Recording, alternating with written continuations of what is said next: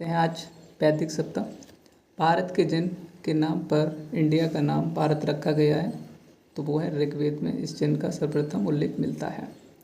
लोह युग को यह नाम इसलिए दिया गया है क्योंकि इस समय के दौरान मध्य पूर्व और दक्षिणी पूर्वी यूरोप में औजारों और हथियारों के मुख्य रूप से की जगह लोहे का इस्तेमाल होने लगा था। कांसा दशराग युद्ध का उल्लेख मिलता है। ऋग्वेद बुरी आत्माओं और बीमारियों से बचने के लिए जादू मंत्र और तंत्र मंत्र का संग्रह है। अथर्ववेद में आर्यों का मुख्य सामाजिक इकाई थी जन।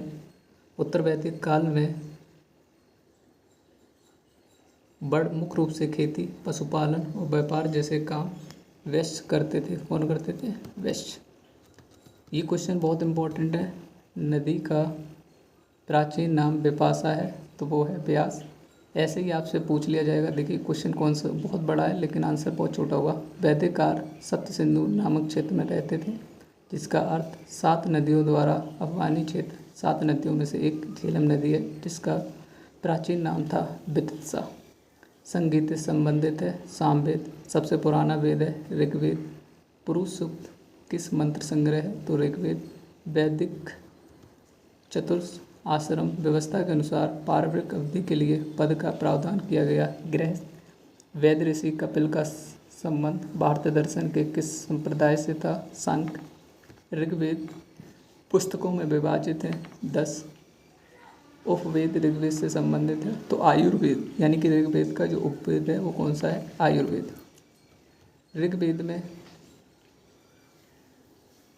पुस्तकों में विभाजित है 10 और ऋग्वेद में ऋषि विश्वामित्र देवी के रूप में पूजे जाने वाले 2 नदियों के बीच संवाद के रूप में एक वचन है। ये नदियां हैं ब्यास और सतलुज। अथर्ववेद कितने खंडों का संग्रह है? तो 20। रावी नदी का ऋग्वैदिक नाम है परुष्णी।